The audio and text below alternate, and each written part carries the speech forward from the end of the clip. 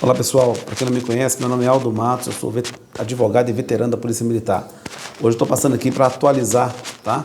De forma bem clara, principalmente para todos os clientes aqui do escritório, mas eu como sei que o vídeo pode atingir outros grupos aí de militares que eu participo, nós vamos tratar agora de que ponto anda a alíquota indevida de PSM, tá? Do tema 1177. Desde o início até o final. Como é que nós vamos fazer isso? Vamos dividir em 6 atos, tá bom? Desde a decisão até o que foi decidido, que está sendo decidido hoje, né? Na verdade, sexta-feira e aplicado hoje em todos os processos. Vamos começar com o primeiro ato.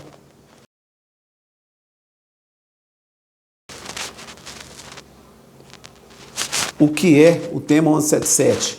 O que fez o acórdão, tá, do STF? Ele decidiu que a Lei 3954 é inconstitucional. Em que ponto? 10,5% está errado, é 8% em Minas. Por quê? Porque ela tem uma lei estadual que já previa essa alíquota. Foi julgado inconstitucional, acabado o acórdão, o que aconteceu? Teve que modular os efeitos através do embargo de declaração. O que foi feito nesse embargo, para todo mundo entender? A aplicação também para os ativos, tá? Porque no acordo não ficou falando só de nativos e pensionistas, incluiu o ativo e modulou o quê? E principalmente, a data de 1º de janeiro de 2023 em diante teria que ser cobrado 8%, ao invés de 10,5%, ok? Está passando na tela aí, primeiro o embargos e o acordo e agora os embargos, tá bom? Então foi isso que ficou definido. O Zema, aqui em Minas Gerais, não cumpriu.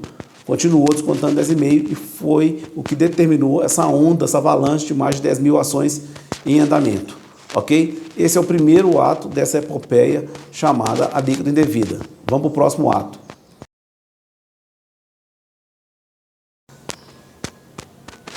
Resolvido isso e o Zema descumprindo, o TCE, né, o Tribunal de Contas do Estado, falou que ele tinha que pagar, ele não pagou. E alguns juízes já começaram desde o começo do processo, quando começou a ver esse monte, a suspender os processos. Sob que alegação? A alegação deles era que existia um embargo pendente nesse acordo do tema 177 que eu contei anteriormente. Mas, afinal, o que diz esse embargo pendente? O que se trata? Está aparecendo na tela aí para vocês. Esse embargo trata de o que seria feito das ações já julgadas ou em tramitação antes do dia 1º de janeiro de 2023. Ou seja, todo mundo que entrou com a ação a partir de 1º de janeiro de 2023 não vai ter efeito desse embargo. Então, já era errado suspender os processos a essas ações. Agora, quem tinha ação antes é até admissível aguardar a decisão. Pô, vai cobrar a partir de 1º de janeiro para eles também, ou desde a data de distribuição da ação, que poderia ter sido em 2022, meio de 2022, 2022, início, ou no final de 2021. Ok? Então, esse aí é o próximo ato. O embargo que estão alegando que está pendente, que eles suspenderam algumas ações e as outras continuaram, tem essa busca. É isso que está tratando lá, ok? Vamos para o próximo passo.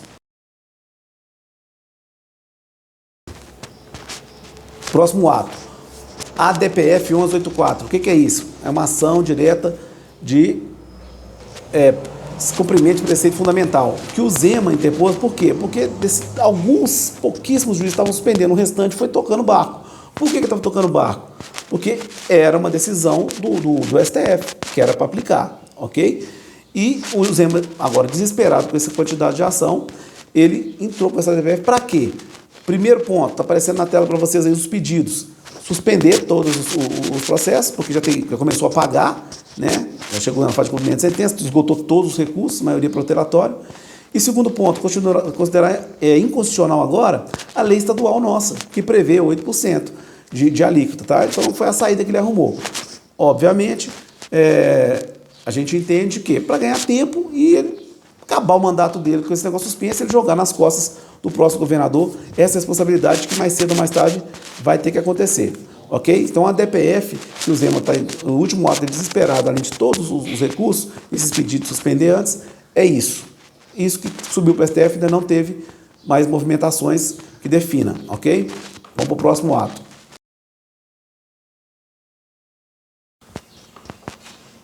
Voltando ao assunto das suspensões, o que aconteceu? Começou a ter questionamento lá até chegar no STF. O STF foi quem? Foi quem decidiu o tema 1177.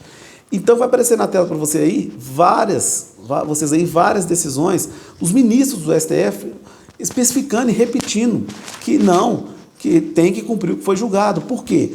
Porque a repercussão geral é um instituto que não depende de trânsito julgado. Ou seja, o julgamento e a modulação era para ser aplicado imediatamente. Então aí está falando o Moraes, está aparecendo na tela do Fux, da Carmen Lúcia, de todos aí.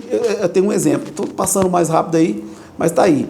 Os ministros do STF já estão sinalizando, não, peraí, nós já modulamos isso em 1º de janeiro, o que mais vocês estão querendo? Tá? Essa desculpinha do embargo pendente tem a ver com as ações para trás, beleza? Então, quer dizer, o STF definiu lá na frente, no tema, definiu isoladamente agora, explicando, olha, não, está correta a decisão de manter, de não suspender, porque nós não demos ordem para suspender nada, ok? Então, nós temos o quê? Uma decisão do STF lá na frente, no 17, e nessas decisões individuais deles. Agora vamos para o último ato e o atual, o que surpreendeu todos agora, que a maioria dos advogados não estão sabendo, vocês que já estão com a ação também estão sabendo, mas vai começar a acontecer, já começando essa semana. Sexta-feira aconteceu. Último ato.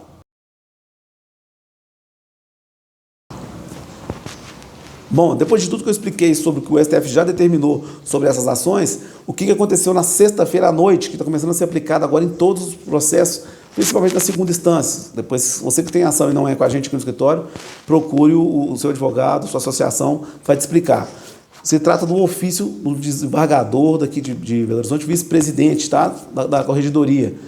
Ele simplesmente, está aparecendo na tela para vocês aí, o despacho. O que ele determinou?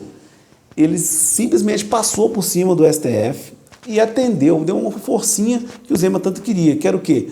Determinando que os magistrados suspendessem todas as ações, tá? Do Tribunal o embargador de Minas, suspendesse todas as ações, para quê? Para aguardar o resultado daquele embargo pendente que eu falei com vocês, que para quem entrou com o 1º de janeiro não tem nada a ver. Então, quer dizer, é o poder, né, judiciário dando aquela forcinha para o poder executivo em suspender. Beleza? Então, o último ato que está acontecendo agora, já começaram a aparecer processos suspensos sobre o Estado por decisão judicial. Então, agora, a partir desse último ato, eu vou falar agora o que deve ser feito e o que se esperar daqui para frente. O que os militares podem fazer, o que eles devem fazer. Os que já entraram com a ação e os que não entraram ainda. Ok? Vamos para a parte final. Pessoal, beleza. O que acontece agora então, doutor? O que está acontecendo, sargento? Como é que vai ser agora? A gente entende que todos os militares que estão com a ação vão ser suspensos, a atualização monetária não vai suspender. Qual que é o nosso papel?